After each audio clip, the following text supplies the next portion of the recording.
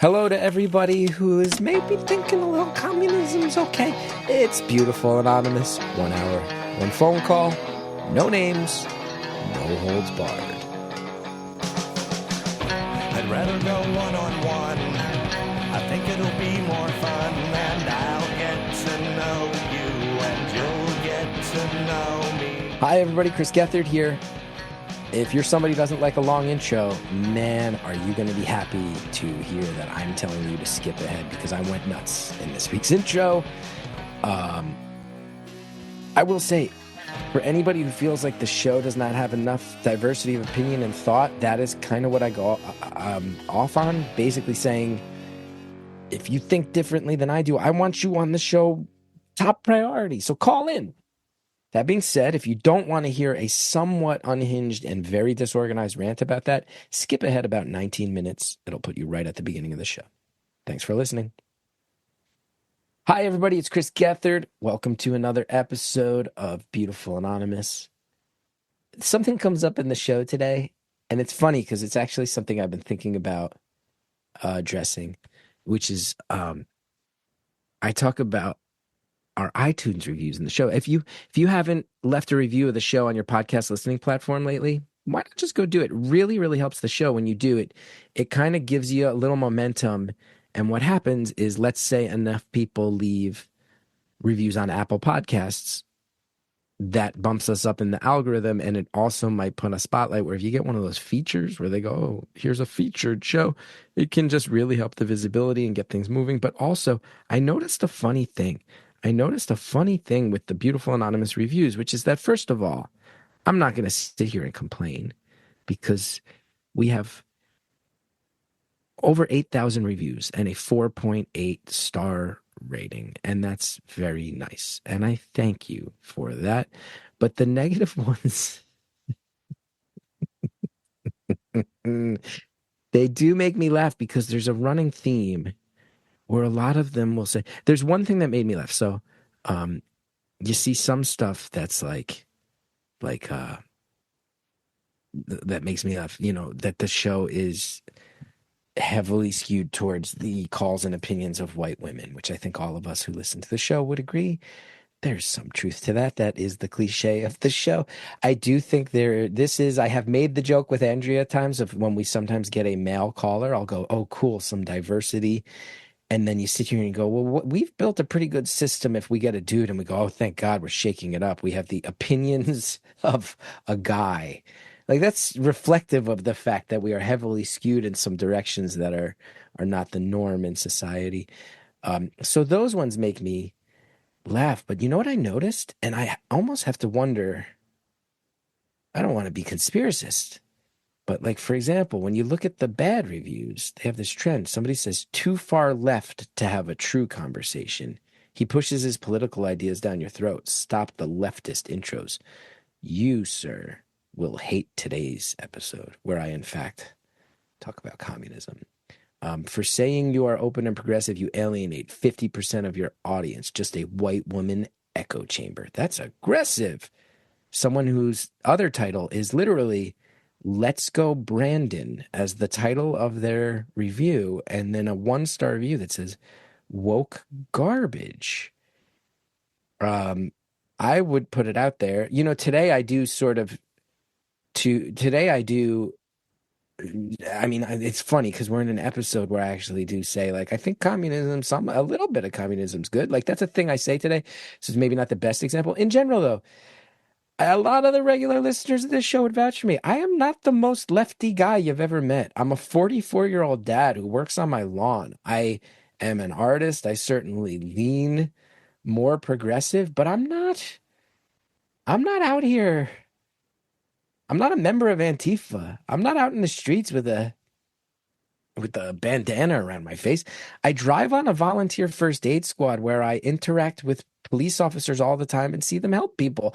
When I hear the phrase all cops are bastards, I sit here and I go, I have my misgivings with the police and how the system works, but I don't know if all cops are bastards, because I've helped some cops literally lift elderly people off the floor after those people have slipped and fallen. I've had cops help me load sick people into ambulances on stretchers that we buckled them into together.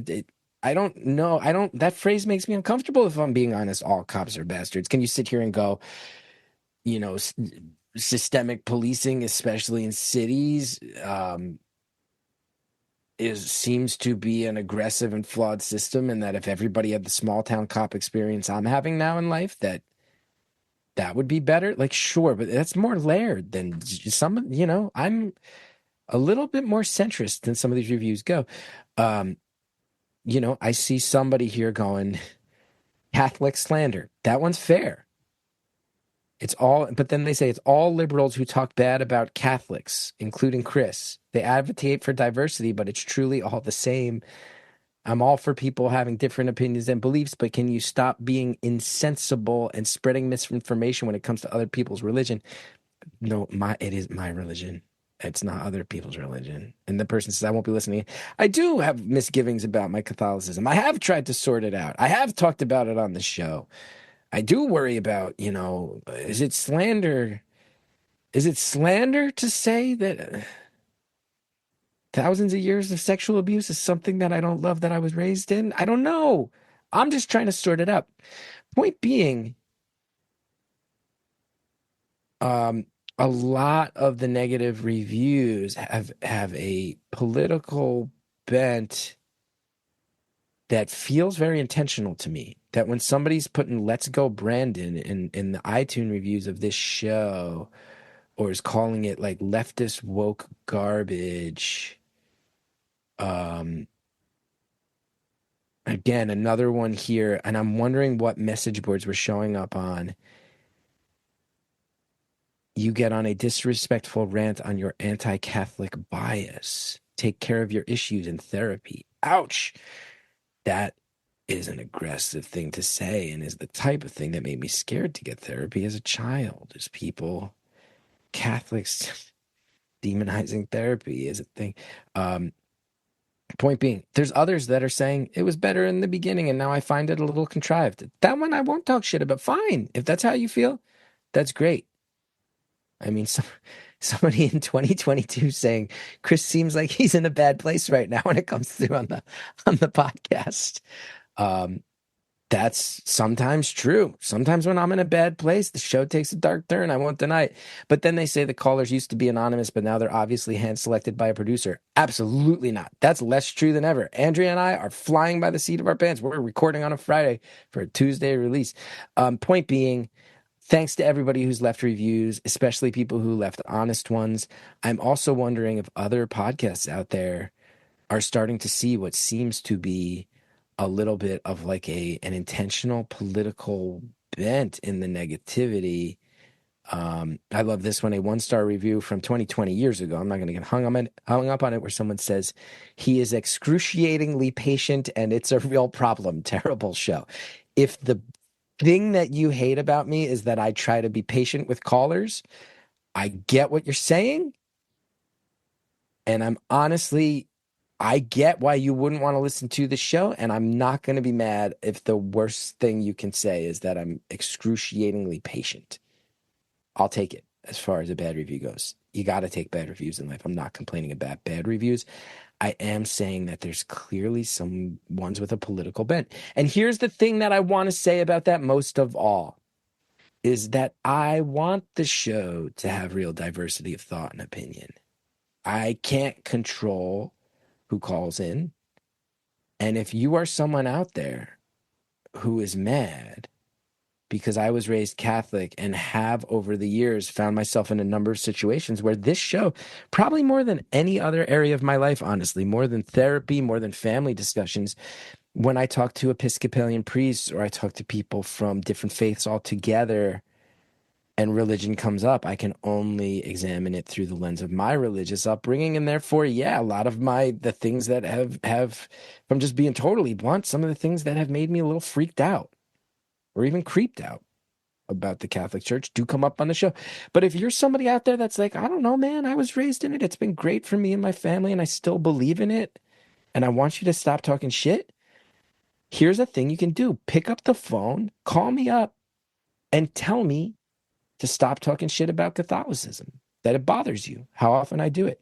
Our voicemail line is 973-306-4676. I can promise you we will put that one through almost immediately. And my promise to you is this: I'm not saying that to try to bait you into a fight. I'm saying I will be excruciatingly patient with you as well, because that's what this show is.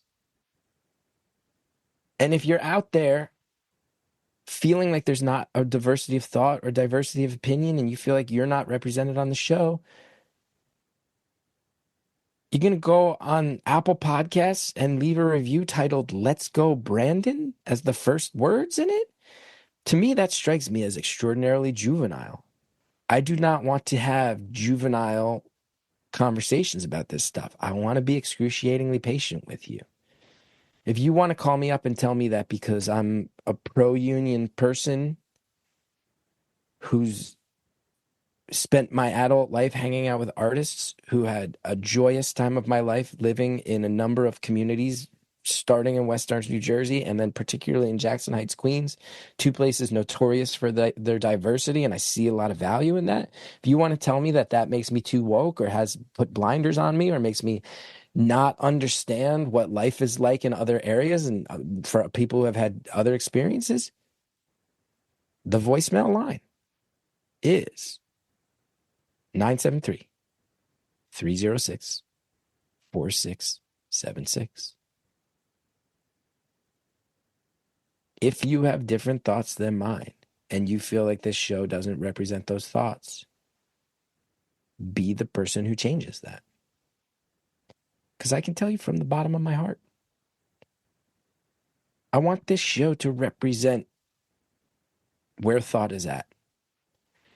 This show has gone in some directions that were totally unpredictable from what I intended it to be in the beginning. And I almost look at it where I go, we have this weird library of human conversation. How well-rounded can I make that? So here's the thing. I can't call you. It's not how it works. But you can call me.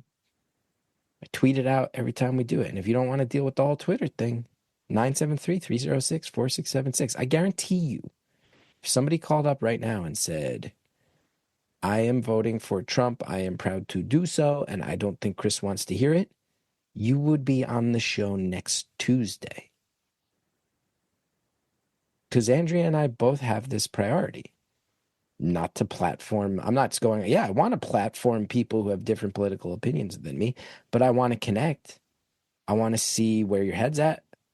I want to hear why these choices feel important to you. I want to hear where the Venn diagram is that we actually get along. I want to hear about the other aspects of your life. I want to know where you came from. I want to know where you're at. I want to know where you're headed. Just like every week, I want to be excruciatingly patient with you. If you're someone out there that's like, hey, unions wrecked my family, or unions wrecked a business that somebody owned, you try to be Johnny Union, but it's all surface level, poorly researched stuff. You don't know what you're talking about. Call me up and I will tell you, I carry 2 union cards in my wallet at all times. Between my wife and I, there's 5 union cards in this household. It's important to me, but I'll take a deep breath and I'll be excruciatingly patient. Tell me where you're coming from. But if you haven't left one of those reviews in a while, it always helps when you do. But I did notice it. It's a little eerie to go, this seems, again, I'm not trying to be conspiracist. It seems like there are a few of the negative ones that echo each other in a way where I go, did somebody try to team up and blast us with negative reviews because they don't like my politics or they don't like my experience with religion? Those seem to be 2 running themes that all kind of clustered together. I'm not trying to be paranoid. Who knows? But what I will say is, if you like the show, positive reviews always help. And if you don't like the show, you can either get catty in a comment section or on a review board, or we have a show where you can come to the table and we can break bread, just like I do with everybody else. And when I tell you you are invited to this table, and that, to me, it's like I kind of play by a song of ice and fire rules. You come and you sit down at my table, i.e. you come and you go on my show, you get the same treatment as everybody else. Done almost 500 episodes. I think you can count on less than two hands the times that I've gotten heated with people or I've gotten snippy with people based on opinions. It takes a lot. Come sit down at the table, break bread. A Song of Ice and Fire rules, by the way, for anybody who's not a nerd about Game of Thrones, is, if you invite somebody to come eat at your table, they're safe while they're there. You put the weapons away. If you're at war outside, not inside, not while you eat, not here, you're under protection. This roof is over your head tonight. I feel that way about this show. I want people who disagree with me. I want people who have different life perspectives. I want people who have been turned off by stuff I've said to educate me as to why. Food for thought. There are people left of me on the spectrum who have called in and set me straight on certain things. There are things I've learned about about life, about people, and about myself through the show.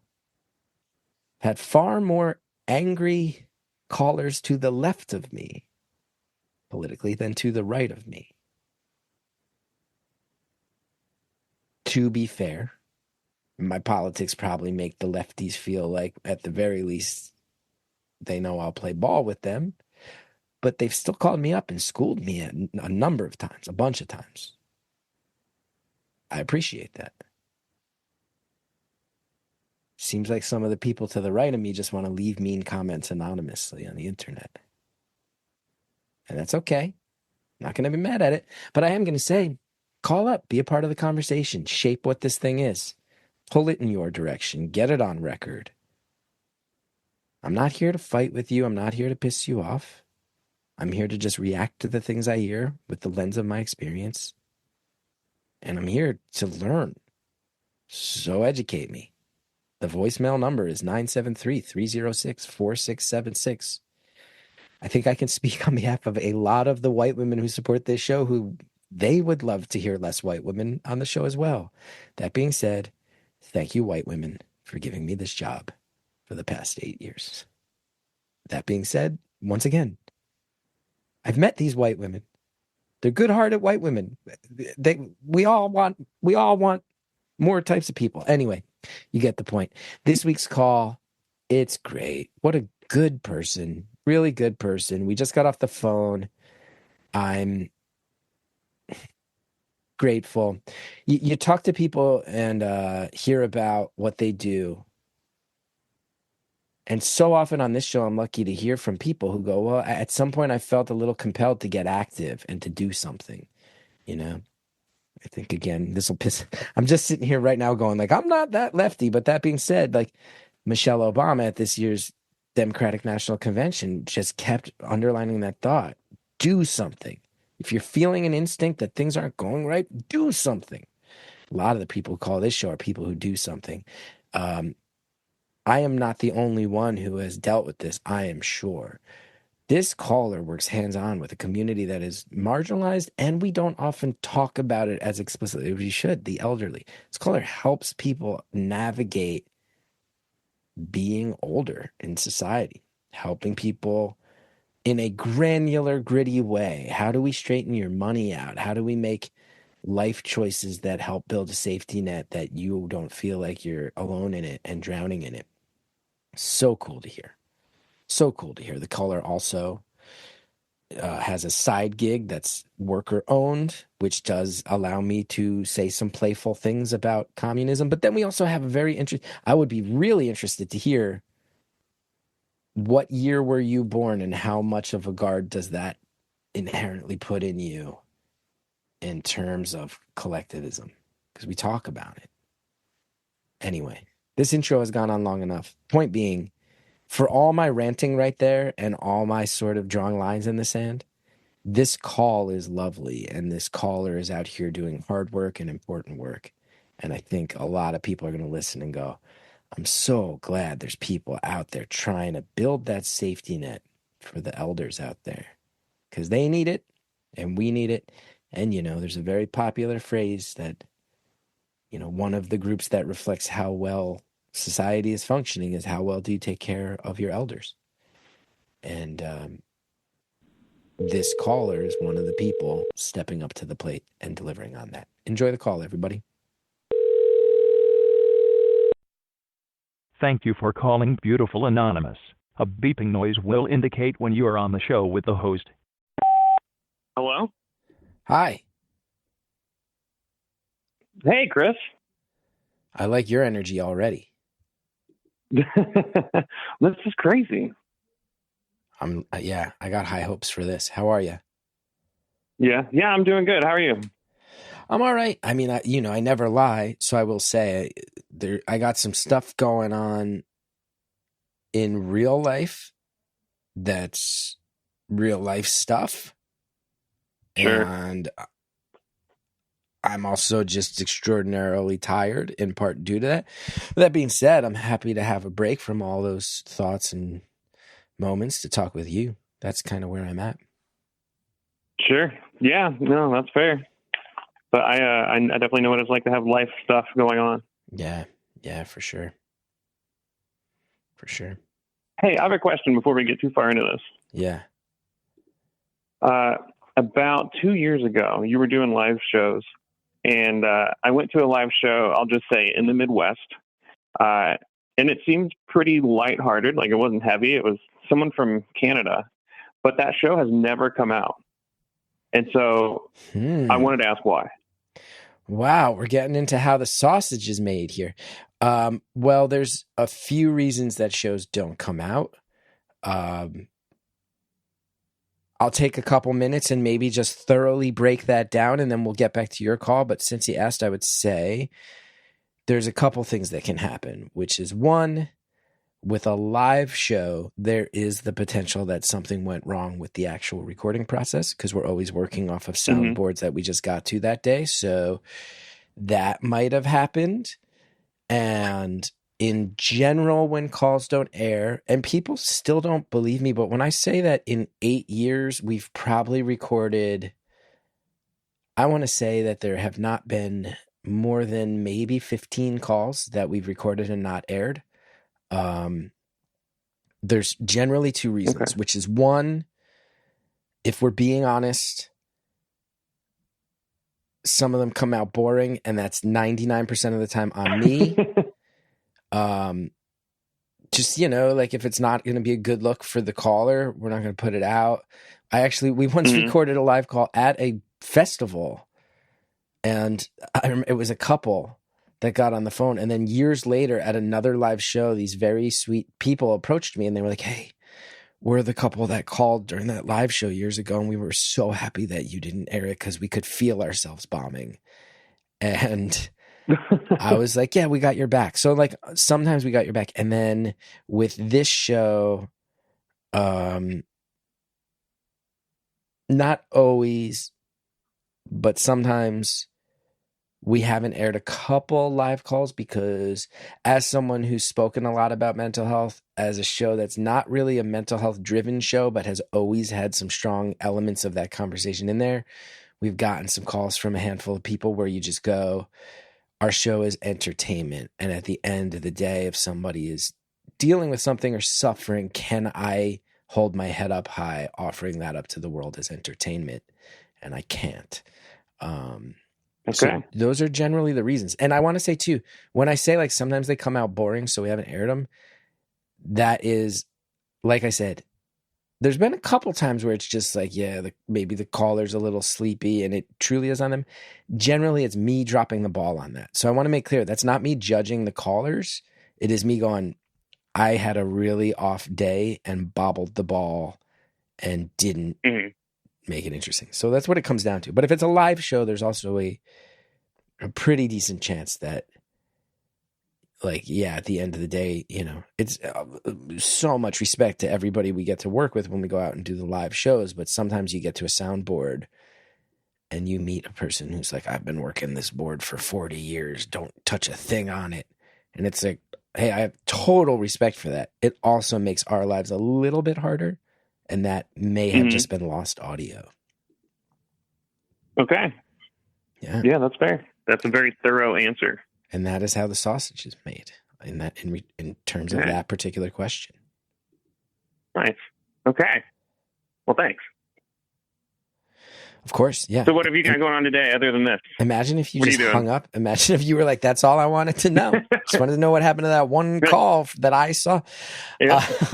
What else am I doing today? I have this, and then in a few hours, I'm talking with my friends at the Laughing Together nonprofit to do some game planning on how we can use comedy to help the American education system. I'm wondering if I'm going to have time to mow my lawn today, which is going to be a tricky process because my lawn is now covered in ludicrous Halloween decorations. I'm going to pick up Cal from the bus at some point, and then I think the plan is that me and Cal and Hallie are going to go visit my mother-in-law, which Nice. is going to be great. It's going to be really great. How about you? What do you got going on today? Well, so I have a regular job, but I actually took today off initially to road trip to the Smoky Mountains for the weekend, but we had to cancel that. So instead, I'm a coffee roaster, and I'm using today to prep for a market that I have tomorrow. Oh, like a farmer's market type thing? Kind of, yeah. It's like a one-off at a brewery. But yeah, you know, we're going to sell drinks. We're going to sell coffee beans, that whole thing. That sounds cool. And you said, Yeah. And is that the main gig? No. So I work at a nonprofit in my city. You've mentioned that this show attracts a lot of social workers. Yeah. To all the licensed social workers who may hear this episode, I am not a licensed social worker. So I do social work type stuff, but I had a friend draw a pretty hard line in the sand once when I referred to myself as a type of social worker. So now I make it clear. So you're in the same boat I am. I was going to go become a social worker, but then I got this nonprofit job where they said, we can put you to work right now. You don't need to go to school for 3 years. So we're in that same realm. Yeah. And I'm surrounded by social workers, and my work has a good relationship with a big public university nearby. And so they actually get vouchers because they host interns. So theoretically, I could end up getting like an MSW for free if I'm able to use those vouchers. Cool. Yeah. Can I, if you don't want to reveal too much, that's totally fine for anonymity's sake, but can I ask the particular area of nonprofit social work-esque stuff? Are we talking education? Yeah. We talking harm reduction? What are we talking here? So I help seniors with their finances. Oh, that's such a nice thing to do. Yeah. So it's really good work, but, basically someone comes to us with some kind of issue. Sometimes it's really simple, like, they can't see anymore to write checks. So we just help them write checks. For other people, it's much more complex, both in terms of like the kind of work it entails. Like I'm dealing with a court case in another state right now for one of my clients. But then it's also complicated in the sense that, no one just brings their finances to a meeting about their finances. It's, all of their hangups, all their insecurities, all of their values, all of their goals. And so it's kind of my job to take that and figure out what is actually achievable and what's actually realistic. And sometimes it's really hard to change someone's mind, which, good luck changing a 75-year-old's mind about anything. I got to tell you, thanks for doing what you do, because I'm now 44. So the generation above me, I'm seeing people in my life hit that point. And I know totally what you're saying. There is stubbornness. There is being set in your ways. There are people who want to tell you to go screw off when you tell them they have to change their ways. I get it. But also, I have been amazed to get older to the point where I am viewed as a responsible adult by my elders, my parents have kind of come to me and said, we really trust you with a lot of these things. Like, here's a lot of the paperwork. We want you to have it. Here's access to some bank accounts if anything happens to us for funeral expenses. Like my parents are trying to lay a lot of the groundwork and take care of it. But I've also seen, I don't want to, and you'll have insight into this that I won't. And if you don't want to spend all the time talking about this, we don't have to, but I don't want to say that the system is rigged against the elderly here in America. I don't know that it's rigged. I will say that the system is far less forgiving to the elderly than you know until you get to an age where there's people in your life who are elderly and you see how hard it is. It's rough and it moves fast. And you have a lot of people who go, I had a whole career where I worked hard, and I can hold my head up high and say that. And part of the deal was supposed to be that if you put in the work in your 20s, 30s, 40s, and 50s, that in your mid 60s, 70s, 80s, people take care of you. And it's a sad thing to realize that's not exactly as cut and dry as they say it is. It's shocking to see. And even things like, I bet you see this all the time, long-term care insurance that's supposed to help pay for you getting you into like an assisted living facility.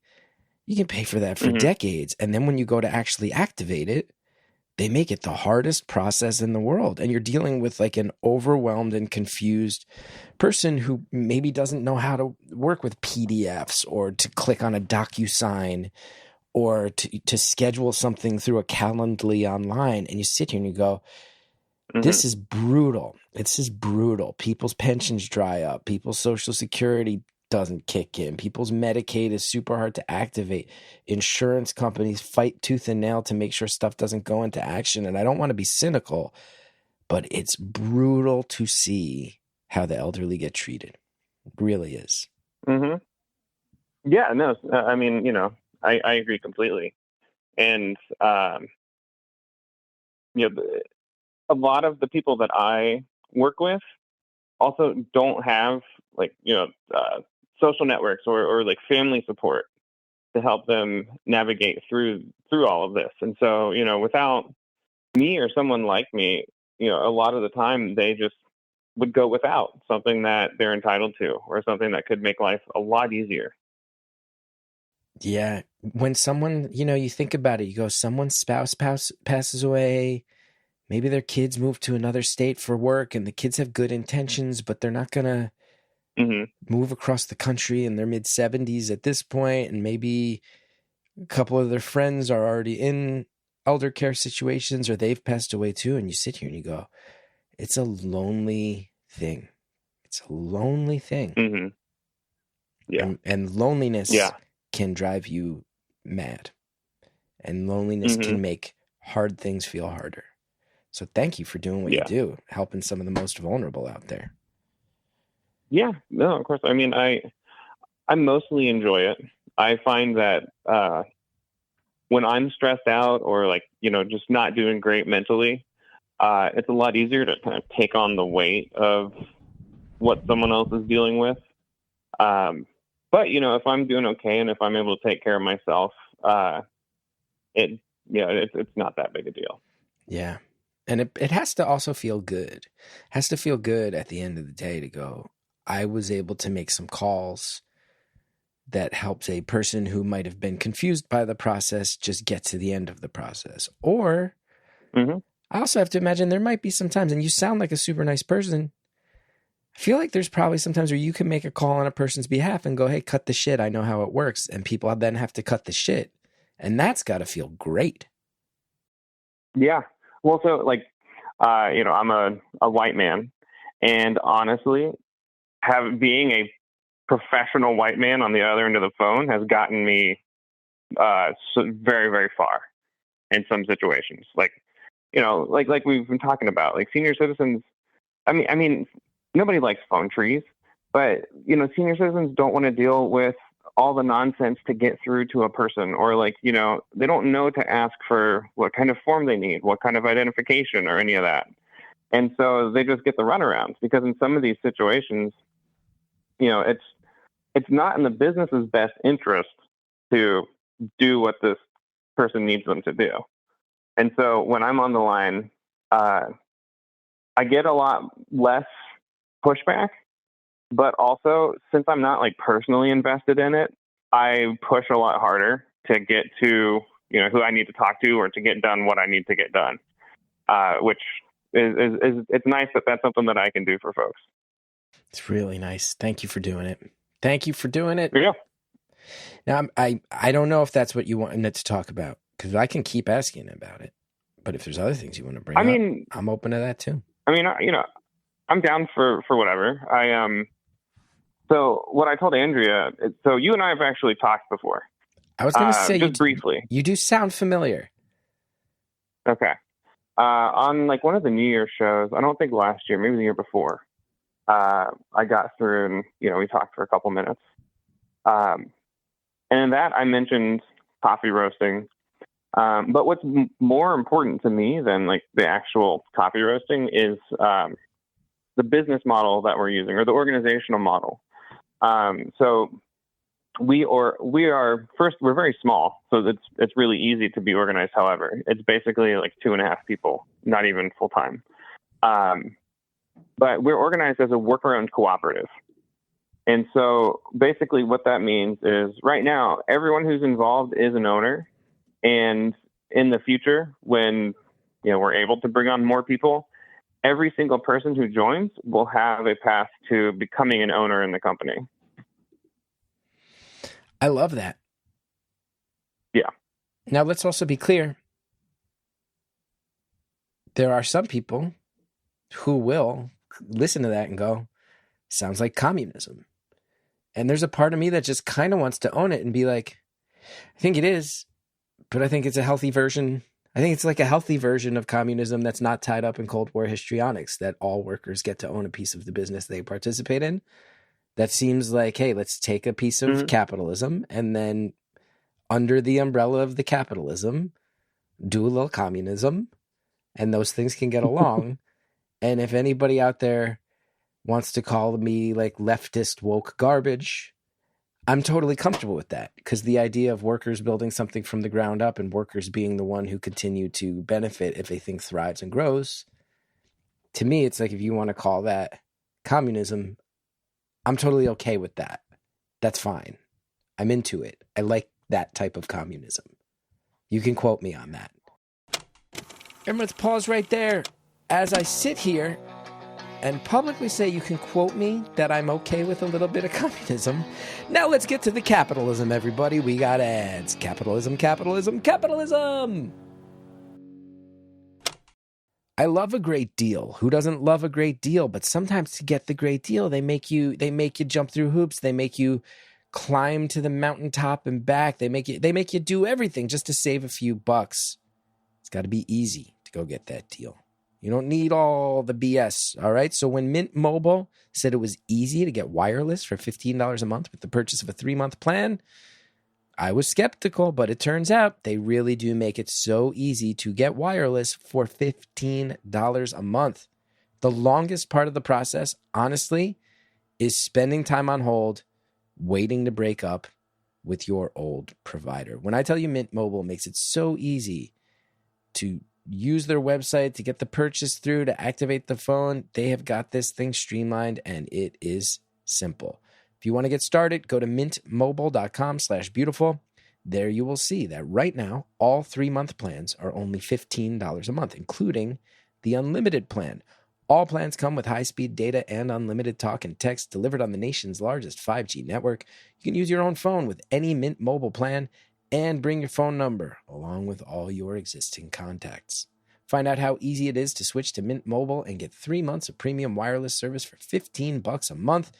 To get this new customer offer and your new 3-month premium wireless plan for just $15 a month, go to mintmobile.com/beautiful. That's mintmobile.com/beautiful.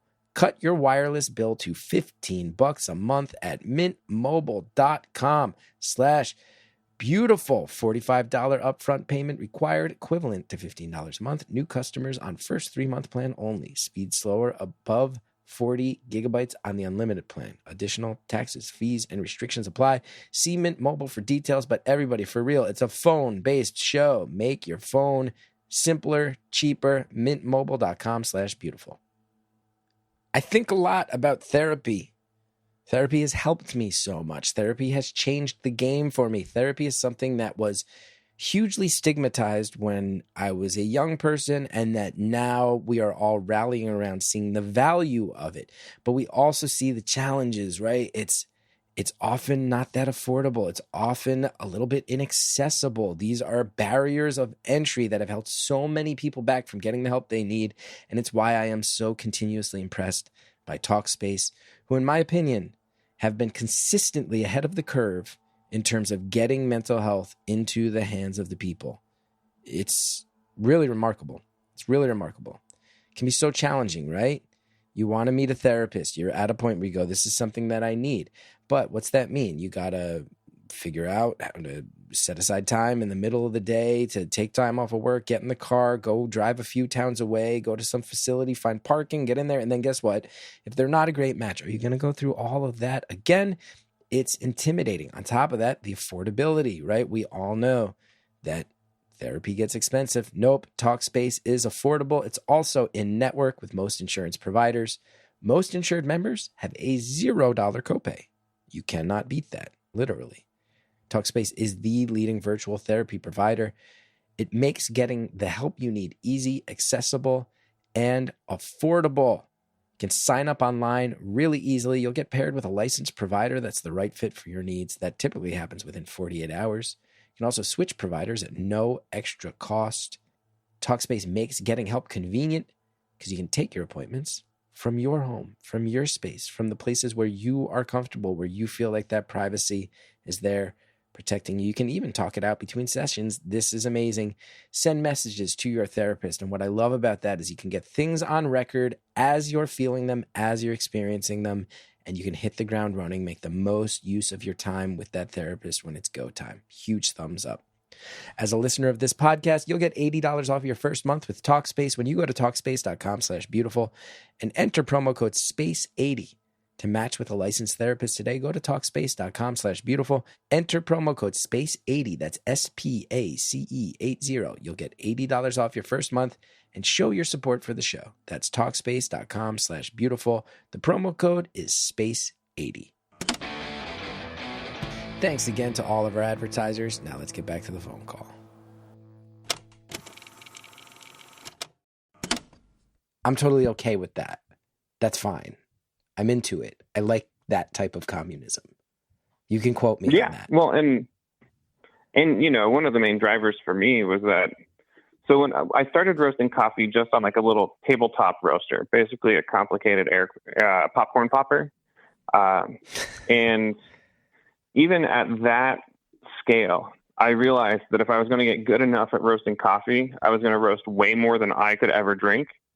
And, you know, figured that giving it away was not going to be a good financial decision. So, you know, I did, you know, give it away to family and friends for a while, but then I eventually bought a big roaster. And I am right now, you know, I haven't paid myself anything. It's been probably 2.5 years. And so, you know, and thinking about the work, like right now, I just enjoy what I'm doing. But, you know, and thinking about kind of like the future, right? Like 5 years, 10 years, however far ahead, my goal was not to be a business owner who profited off of someone else's labor. And, you know, in the food service industry, that's like, I know margins are small anyway, but, you know, baristas get paid $12, $14 an hour when they're the ones who are, you know, the boots on the ground doing the actual work. And so I didn't want to be surrounded by people that I was exploiting in some way by not paying them enough.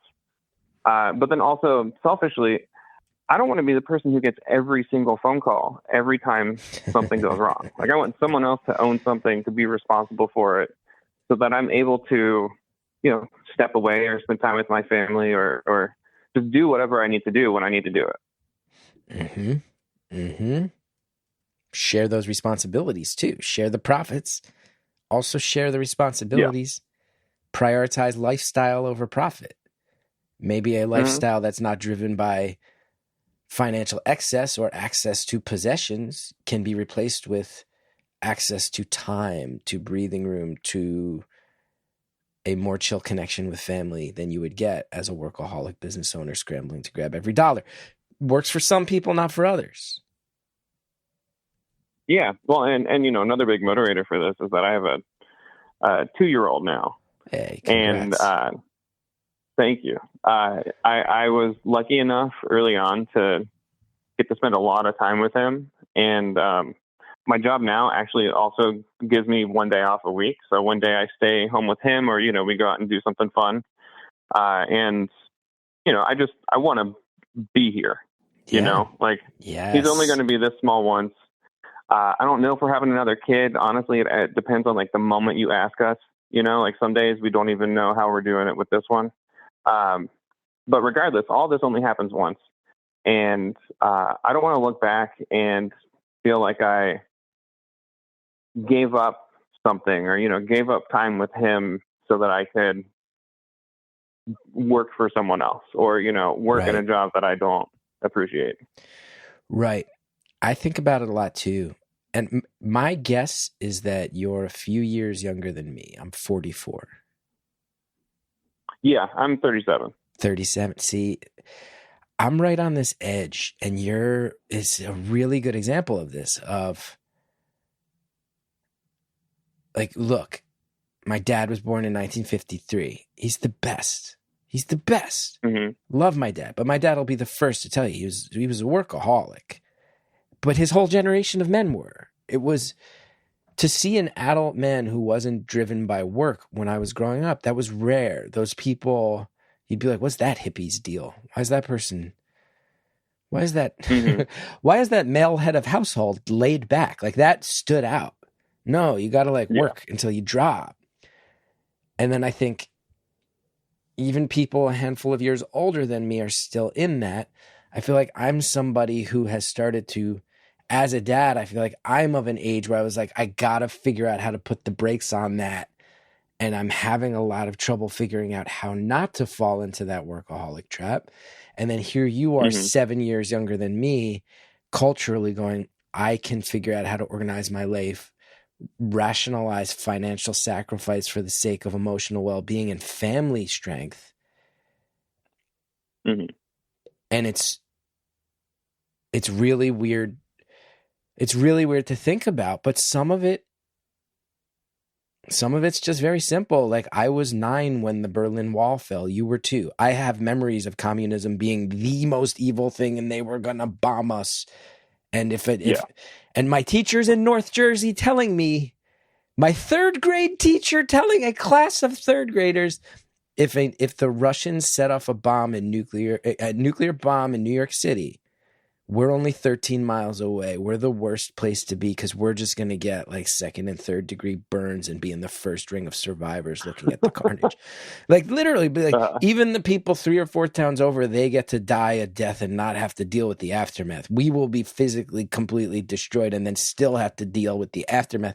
Telling that to 8 and 9-year-olds. That's how I remember. Whereas you probably don't remember. That was probably not part of your school experience, at least within your memory. And then our relationship with work versus community reflects just that slight difference in growing up with anything that felt collective being labeled bad. You had less of that, and now you have a more chill life, and I'm jealous. A little communism's okay. We need to start coming together in America and being just a little bit of communism is fine if it means community, if it means sharing in the fruits of labor, if it means creating neighborhoods and social networks that help us all look out for each other and each other's kids. Those sides of things are good. And then you merge it with all the things that are good about capitalism. Mm-hmm. Anyway, I'm making it more political than you want it to, but I'm seeing all this. I don't know. It is what it is.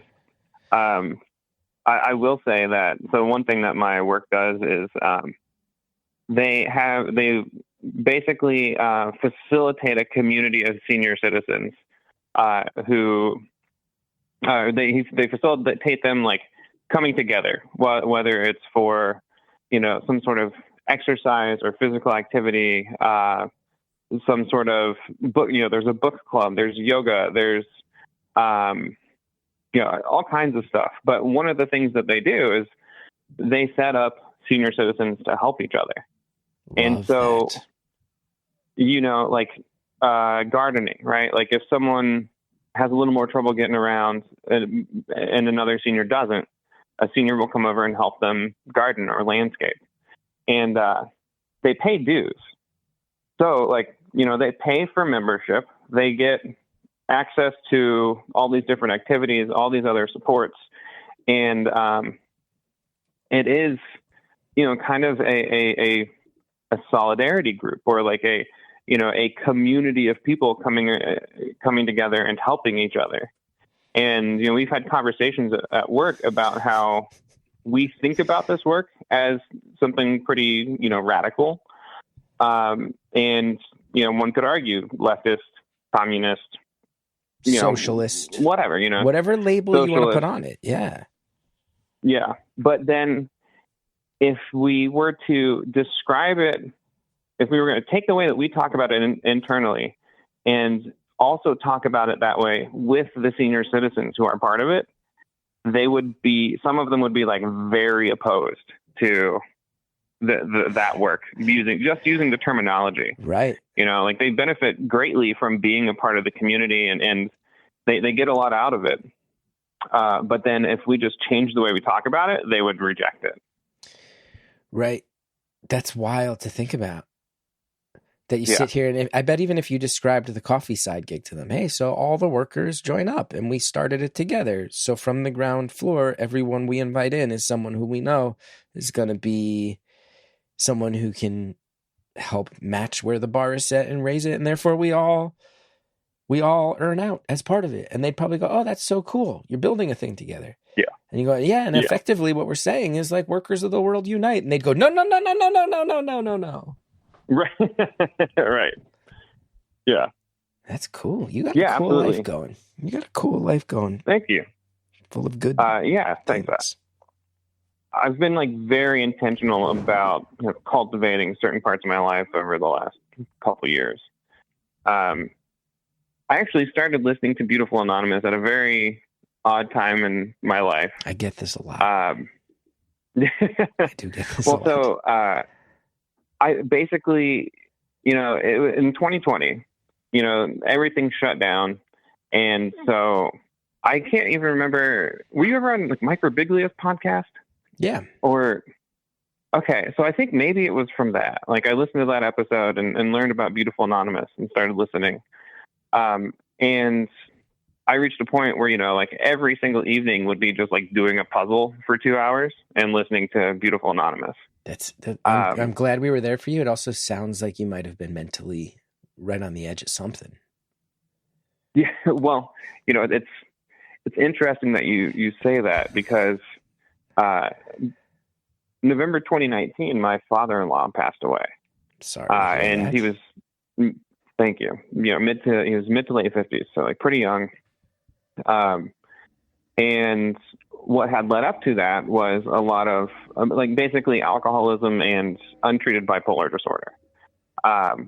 So my wife and I actually moved to another part of the country. And about a year and a half, maybe after we moved, my wife's stepmom passed away suddenly and traumatically. It wasn't a car accident or anything like that, but it was just like a very intense, awful situation. And so, we came back home for the funeral and all of that. And even at the time, we just kind of thought about how, my father-in-law was just trying to act like everything was normal. And so then, time goes by, we check in, but we're, 6 hours on a plane away from home. So we don't get to spend all that much time here. And so, we got married in October 2017, and then January 2018, all of a sudden we start getting these phone calls. My wife has two siblings who at the time were minors, were like maybe 10 and 13. We start getting these phone calls that someone's calling, the squad to come pick up my father-in-law because he's, just really out of sorts and no one's sure what's going on. And then we very quickly learned that he was just drunk.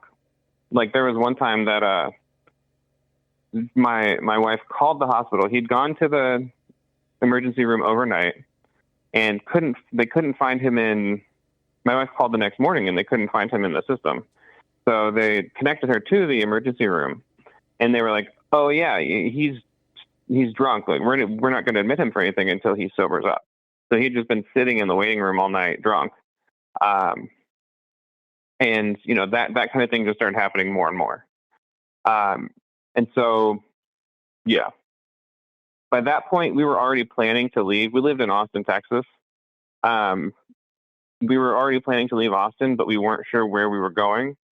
And just the more we learned about how things were back home, the more we realized we couldn't live in Chicago and come home 1 weekend a month and act like we were helping. Like we needed to be here and do what needed to be done. So that's kind of a lot, but all that is to say, I was on the other side of that, and in the pandemic when I found Beautiful Anonymous. I mean, it's like a half joke, half not. But when I tell you the amount of people that find my work over the years who are like, "Oh, I was in the middle of some really hard stuff," and that's when I started consuming your creative output. It's actually, in many ways, it's so deeply meaningful to me. Of like, I'm still largely an underground guy, but people tend to find it when they really need it, and then in a way that's both lovely but also not great for my growth as an entertainer in the business sense. Like also a lot of people go, and then and then I was the amount of people I would go, and then I started feeling a lot better, so I just kind of stopped listening to your stuff. But thanks for that 2.5 year stretch where life was at its worst. Thank you so much for that. I go, oh, it's not exactly a growth industry, nor should it be, but I'm happy to hear we could help. Right. Well, I'm sad to hear that all that stuff. It's really, I mean, and you may have said it, but there was a lot that came out in there. Were you working in elder care, just to put the broad label on it, before seeing that happen with your father-in-law? No. So I've spent most of my career in nonprofits or like higher education. But I was doing like the finance side of things. Like I was doing financial coaching, but not specifically for seniors. Did seeing some of the elders in your own sphere of influence go through it influence the choices you made about what you're doing now? Yeah, yes. Although I would say, probably the biggest influence in that regard is, or was my grandma on my dad's side of the family. Because like a lot of the things that my dad did for her when I was a kid are what I'm doing for people now. Why is that? Does the nonprofit have research on why? Like, it's a thing a lot of families think about, right? Even a generation or two back, what happened when your elderly relatives got too old to take care of themselves? They moved in with the younger generation. I grew up, my grandma, my nan, lived with my Aunt Rose. And that was not uncommon to see families all over my neighborhood where a lone grandparent towards the end of their life, when they got lonely, moved in with one of their kids. Feels like a thing that's happening less now, and where the elderly are being hung out to dry more. And do you, as someone who works in it, have a sense, is there selfishness? Is there's so much financial squeeze on the younger generation that they don't have the financial breathing room to take in someone else as another dependent? Is it cultural? Is it financial? What's the combination of factors that's making that happen so often? Yeah, that's a good question. Right? I mean, it used to be you move in You take in your parents at some point, but now it's not. Yeah. I don't know the facts and figures, but the sense I get is that that's happening less. Mm-hmm. Yeah. Well, I don't know. I mean, I can only really talk from my own experience, but I'd have to say some of it is like children, or adult children, not being able to kind of deal with the realities of an aging parent, because it's not just helping them with their checkbook. Sometimes it's wiping their ass, and that I think is really difficult for people to accept. When it comes to their own parents. Right. Needing to have kind of that level of like intimacy or provide like that level of care for someone who, you've known literally your whole life. Yeah. Yeah. There's some social boundaries that feel like they're being crossed. Yeah. Man. And, I think that part of it too is for a lot of the folks that I work with, they don't want to live with their children. They don't want to live with someone else. They want to live independently as long as possible, sometimes to the detriment of their quality of life. Right. Just living alone is much more important than socializing or having better access to healthcare or, anything else. Right. And then I have to imagine one of the things you see all the time is people are prioritizing independence. And I get it, by the way. I get it. But yeah, taking the leap from an independent life to a life where there's assistance is not a quick process. And that must create things that feel like unnecessary emergencies and traffic jams in what you do all the time. Of somebody who's like, I managed to live independently as long as I could, but it's Wednesday and I'm realizing I can't. And I don't know if I'm safe on my own until literally Saturday or Sunday. I don't know. Like, I've been falling down and that's my reality. And it's not safe. And now I need to go. But it's not quick or easy. Right. Yeah. My work, we don't have like financial requirements. Like you don't have to be in poverty or low income to be one of our clients, although most people are. And so there's a very clear contrast between the folks that I support who have money and the people who don't. If you have money, you can spend $12,000 a month on assisted living until you've exhausted your resources. But if you're on Medicaid and, so SSI, like supplemental security income, is $963 a month. And so, I have multiple clients who that is their only source of income. So they live their entire lives on less than $1,000 a month. And, I'm sure you can imagine that not only is that a difficult life to live day to day, but it's also difficult to get to whatever else you might need, whether it's like the next level of care, whether it's, just getting to a doctor. Like you get Medicaid when your income is that low, but there's a whole host of like systems that you have to navigate to get what you need in those situations. Right.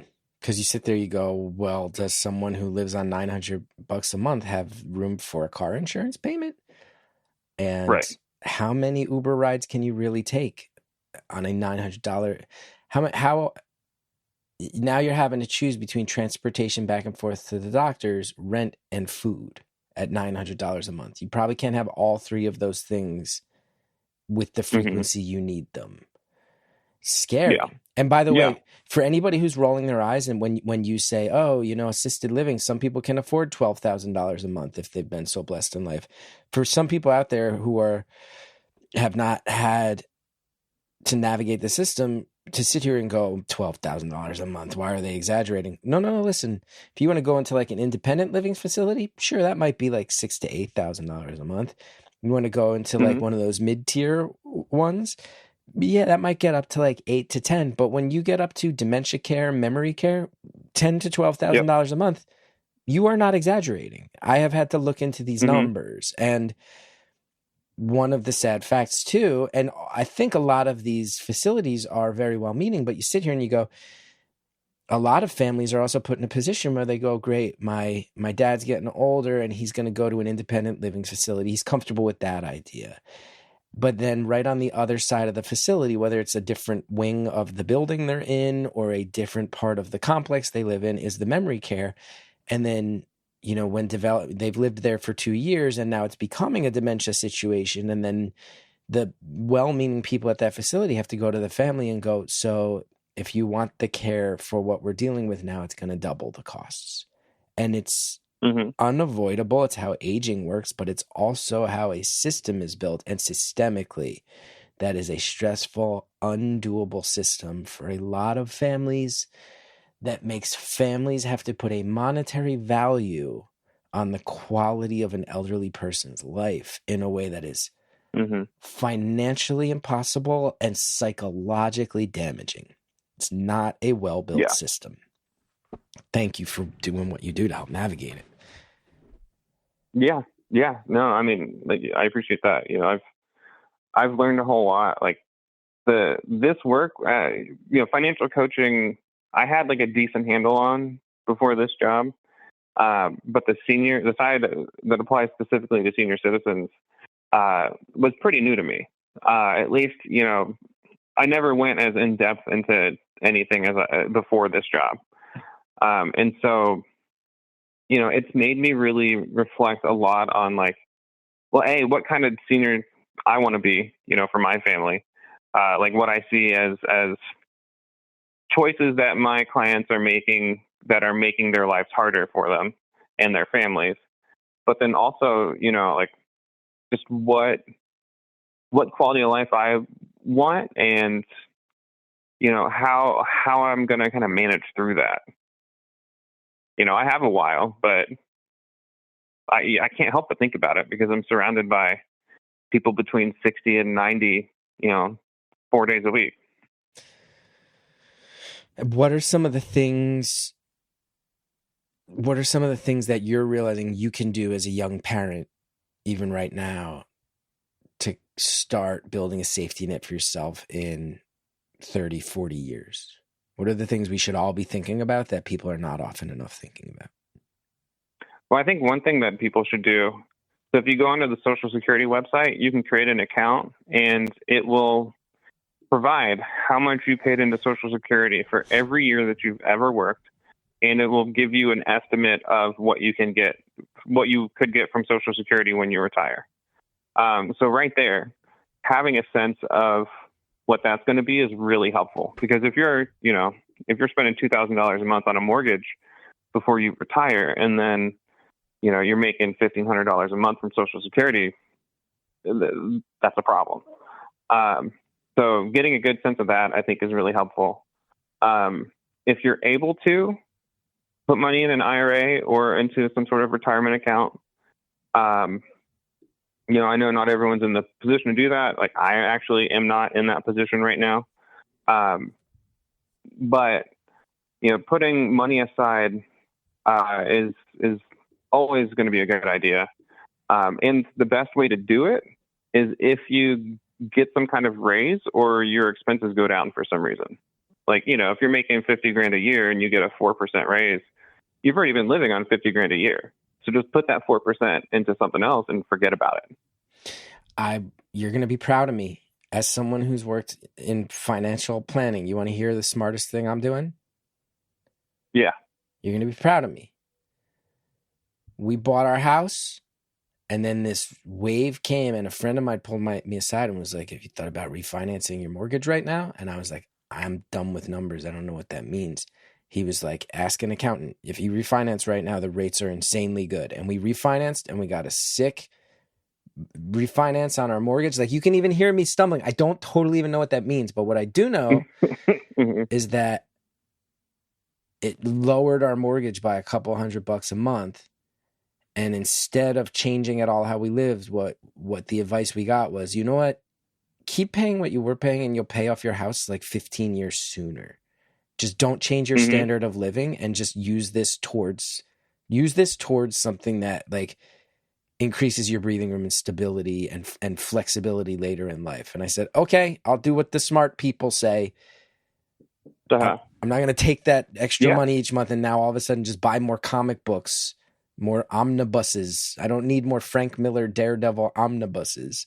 What I need is my house to be paid off so that I can fucking relax at some point in my adult life. That's what I need. Was that smart or dumb? Yeah.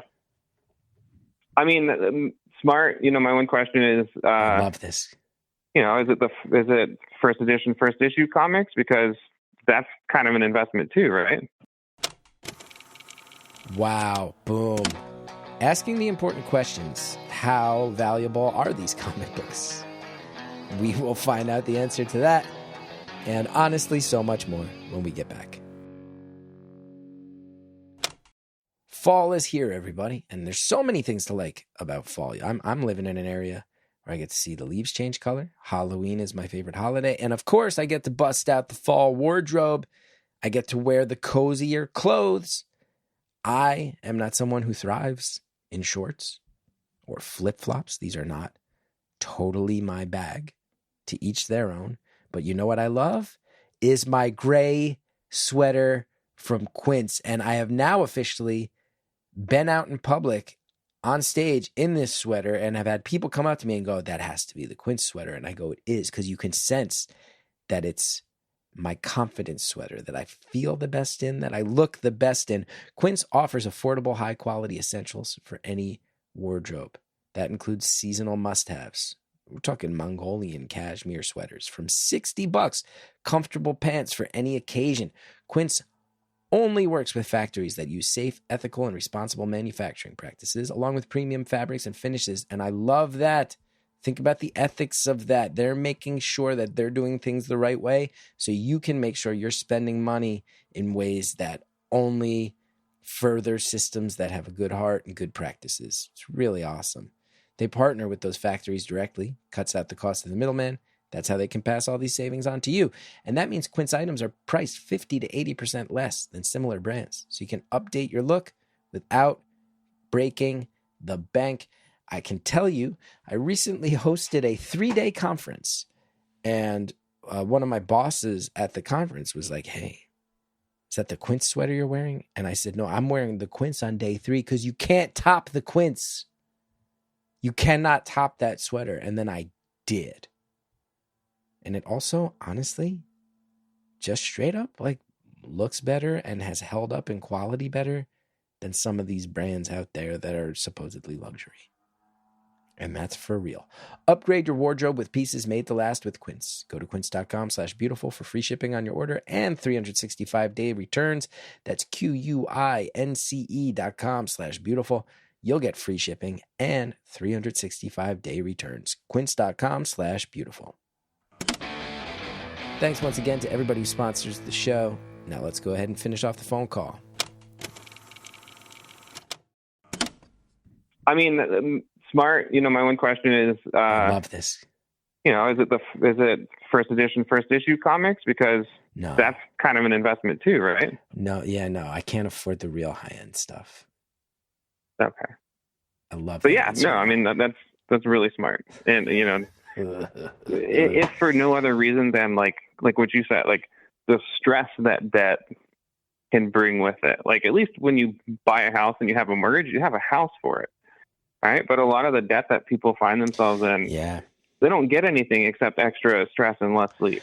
Oh, no. And we also have this system set up, by the way. And if people want to say, I see some of these comments on iTunes, people being like, this guy's too woke. I'm like, if you want to call this too woke, call me too woke. This system in place where people can be paying $2,800, $3,000 a month in rent You know, I lived in New York City for many years. That is not an outlandish number. And then if those same people want to get a mortgage, they're told you can't afford it. But then you look and the monthly mortgage is actually lower than the rent they pay. But because they are renters, they're nope, you are of a class of people you're not allowed to own. Well, it actually it's actually less of my money goes out the door every month and I get something at the end of the process. Nope. If you don't have a, $90,000 down payment, even if you do save it, the bank crunched the numbers, you don't get a mortgage. Well, why? It's actually $400 a month less than the rent would be. Sorry, that's not how it is. And the answer sort of feels like that's not how it goes for people like you. And that's a bad system. I don't think that if you want to call me overly woke for saying that that's a mean system, call me overly woke. Say whatever you want in the iTunes comments. It's fine. Fine.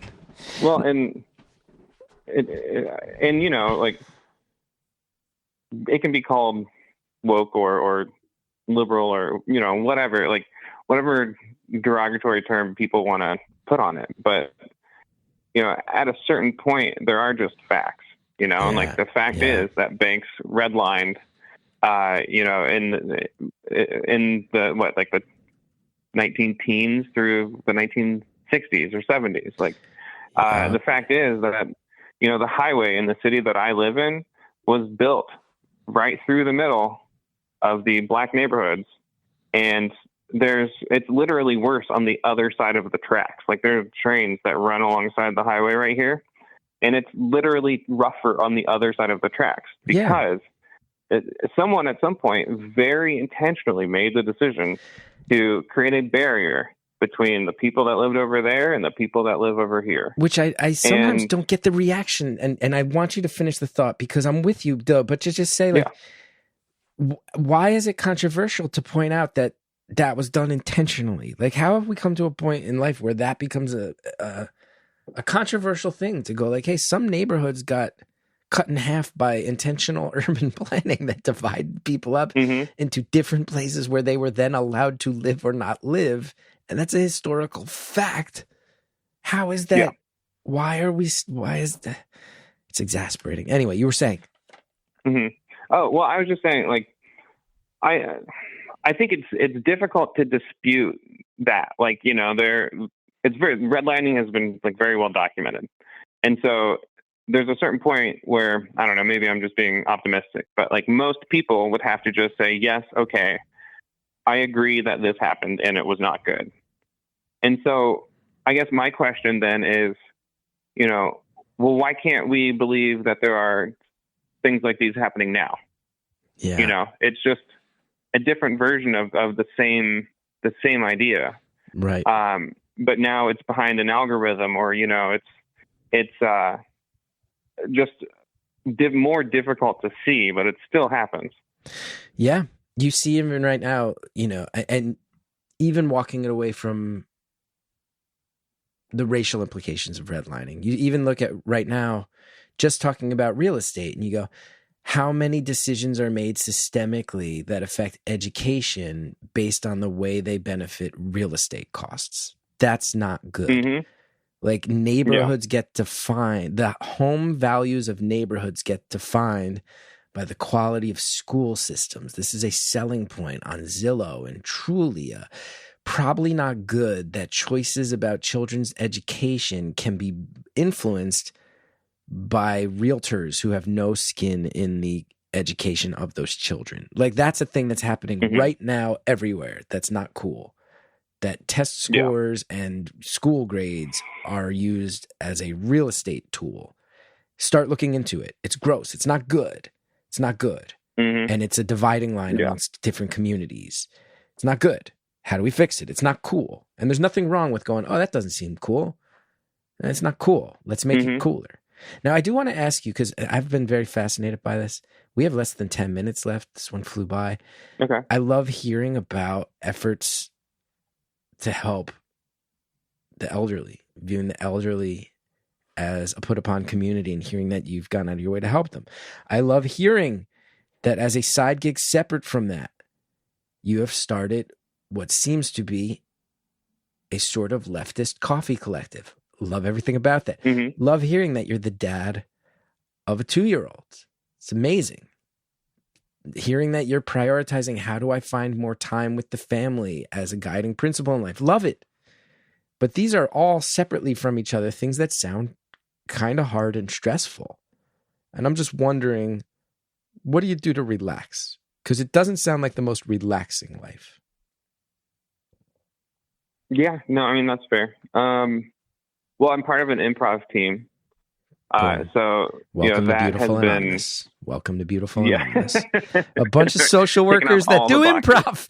Bunch of social Yeah. workers doing improv. Talking on the phone. Yeah. No, it's but good. I mean, that's been I a love really it. great outlet. Well, look, Yeah.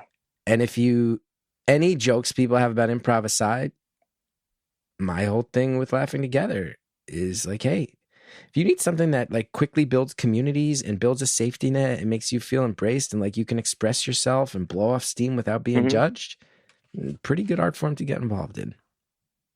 Yeah. Well, and, especially like as an adult, like making friends as an adult, Really it feels hard. almost impossible. Yeah. And so like to have this community of people who, have a common interest, that goes pretty far in terms of just like being able to have a conversation with someone without it having to be related to like work or your kid or, just something else that happens to be a part of life, right? Like all of us make a choice. Like we practice weekly and, all of us make a choice to be there because we're invested in improving our skills, but also because we're invested in the group and, the other people that we're there with. And I have to imagine you must hang on to that in a way that maybe some other people don't realize how necessary it is because you're a professional. When you're working with clients who are older, who are stressed, scared by financial stuff in their life, so much of it, this phrase, the loneliness epidemic, has caught on the last few years. And I think there's a lot of truth to it. All of those things become exponentially harder when you feel like you are alone in life, when you feel like you're on your own. Mm-hmm. All of the stresses become more stressful. So hearing that you're prioritizing like, hey, I'm going to go put on shows, laugh a lot, get goofy with other adults and let my guard down now is a good buttress. It's in some ways, I'm not going to say it's as important as figuring out how to have like a Roth IRA or a 401k. I'm not going to say it's as important, but I'm going to say that the social side, not being an adult who a combination of your career and your technology and the algorithms drive you into a world of loneliness, it's another piece of the puzzle of making sure that you are set up for long-term health. Don't fall into the loneliness trap. Yeah. Well, and kind of to that point, so I am completely off social media. So Facebook, Instagram, Oh, I'm so jealous. Twitter. I was never on Twitter, except, well, I guess I am on Twitter, but literally you are the only person I follow. And it was solely to get the messages. So you get to delete Twitter now that you've been on the show? I mean, probably. Yeah, that's actually a good point. I didn't think about that. Yeah. I'm very happy in hearing that this is a step in the process of you getting completely off of social media. Yeah. That's awesome. Accomplished a goal. But yeah, just like it was really bad for my mental health and it's just a huge waste of time. And, like, it's okay to be bored sometimes. Like, I also, talking about, like, stress, I also have a meditation practice. And so, one thing that's helped me to develop is, like, being okay with not having some sort of stimulus in my face all the time. Like, I'll sit, when I go to my therapist, it used to be the case that I'd, like, have my phone out. And even if there was nothing to read, I'd be playing, like, Sudoku or something. Now I just sit there. And sitting there feels just as good, if not better, than, flipping around Facebook or Reddit and just reading, I don't know what, just reading about things that ultimately are not consequential and that don't make me feel good. Reddit is a bit. I check Reddit every day. I actively hate it.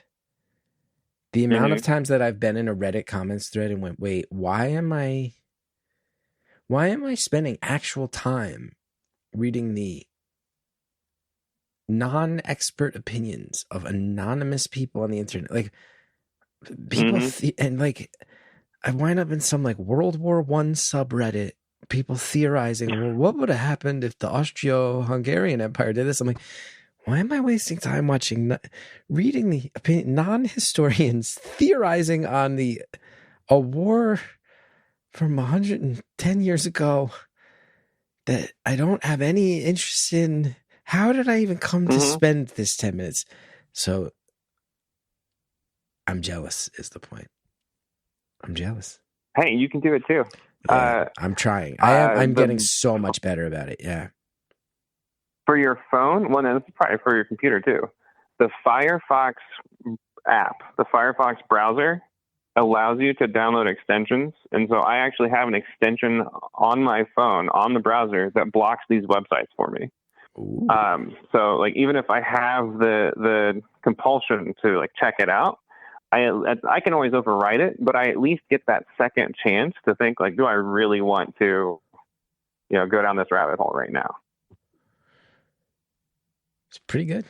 Pretty sweet life you got set up. Are you a happy person? Are you a chill person? How would you describe yourself?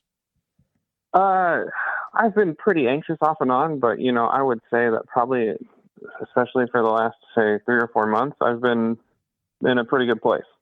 Yeah. And your kid is not even, I will tell you, one of the secrets, your kid's 2 now, you're still really in it. Right around when they turn 4, the language development, there's a real tension break with it. So just keep pushing on that. It's going to get better and better. Okay. Hang in there. Yeah, he's wild right now. I bet. Like we're potty training. Oh. And sometimes that means, he goes and sits on the little potty and pees and he gets a marshmallow. Other times that means, we're at a picnic shelter at a big community festival, and he just like shits right in the middle of like 60 people on the floor. Like drops trow?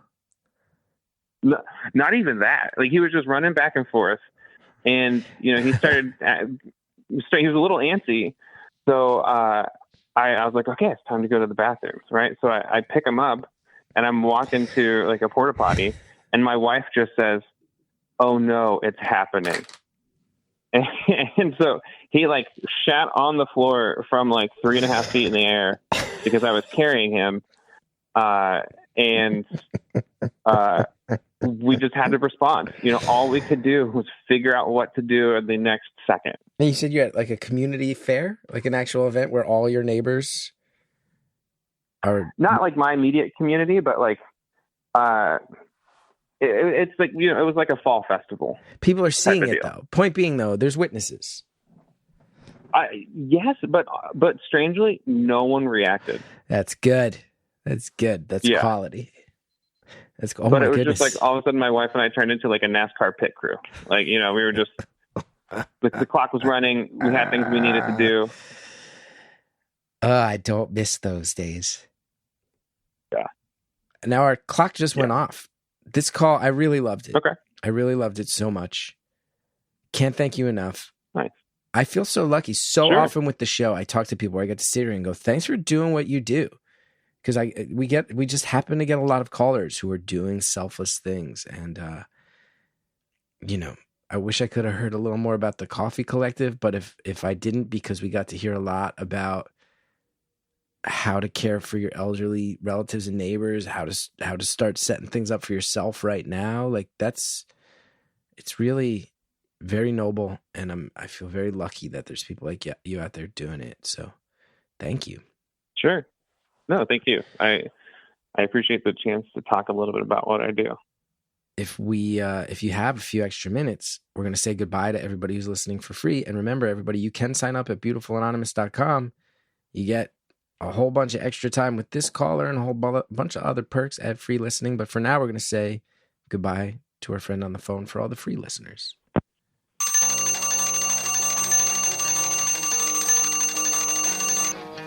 Caller, very sincerely, thank you. You are another in a long line of callers who's out there doing good stuff in the world, who I find myself endlessly impressed by. Thanks for stepping up, helping other people. Both your coworkers in the coffee world and your clients in the elder care area. What a nice thing to hear, that there's people out there on the ground helping those in need. Anyway, thanks again. This show is produced by Andrea Quinn. Our theme song is by Shell Shag. If you want to know more about me, including my live dates, punchup.live/Chris Gethard. We got a voicemail line, 973-306-4676, if you ever want to pitch us a story. We're also on Instagram at Beautiful Anonymous Pod, and you can join our discussion group at Facebook. It's called Beautiful Anonymous, the Community.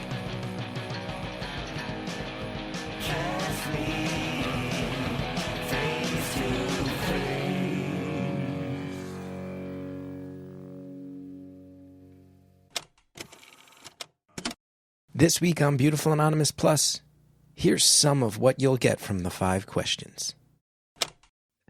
Also, and put this out here and people get very mad at me, I'm the only person I know who thinks that Mad Max Fury Road was not a good film. Everyone loves it, except me.